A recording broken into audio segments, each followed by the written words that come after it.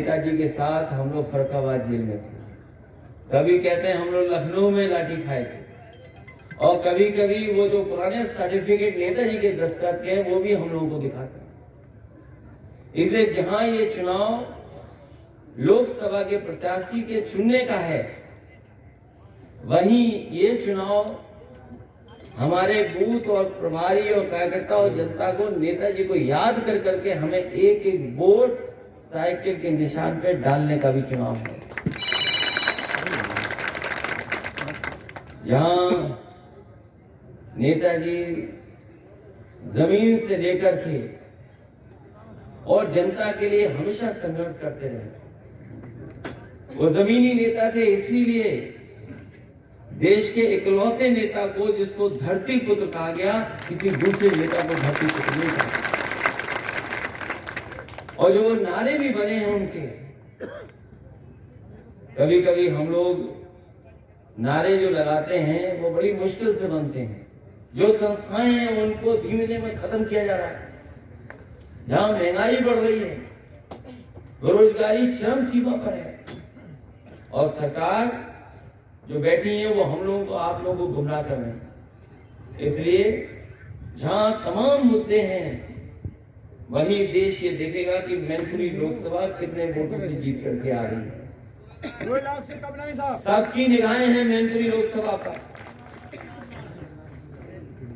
हम किसी का जवाब नहीं देना चाहते, जवाब देने के मंच दूसरे भी होंगे।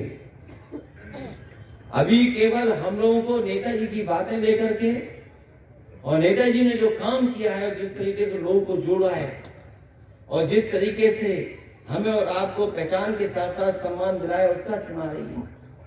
क्योंकि जब हम याद करें तो हम याद के साथ साथ उनको बूथ पर अच्छे वोट दिलाने का भी काम करें।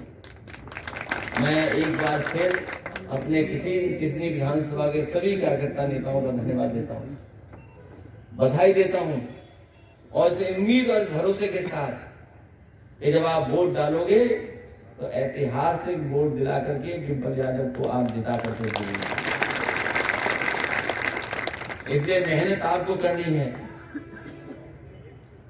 जो बूथ के दिन वोट पड़ता है वही गिना जाता है, जो बूथ पे पहुंच जाता है वही वोट पड़ता है। इसलिए हमारा आपसे सबसे निवेदन, और विशेष अपनी महिलाओं से निवेदन है कि सब लोग मिलकर के ज्यादा से ज्यादा वोट डलवा देना, ज्यादा से ज्यादा वोट पहुंचा देना। क्योंकि पूरे देश की निगाहें अगर किसी चुनाव पर हैं तो वो आपके मैनपुरी लोकसभा चुनाव पर है। नेताजी ने मैनपुरी को पहचान दी और मैनपुरी के लोगों ने नेताजी को नेताजी बना दिया। इसलिए एक एक वोट आप समाजवादी पार्टी और चुनाव से साइकिल को दे देना। इन्हीं शब्दों के साथ मैं आप सबका बहुत बहुत धन्यवाद और बहुत बहुत आभार प्रकट करता हूं।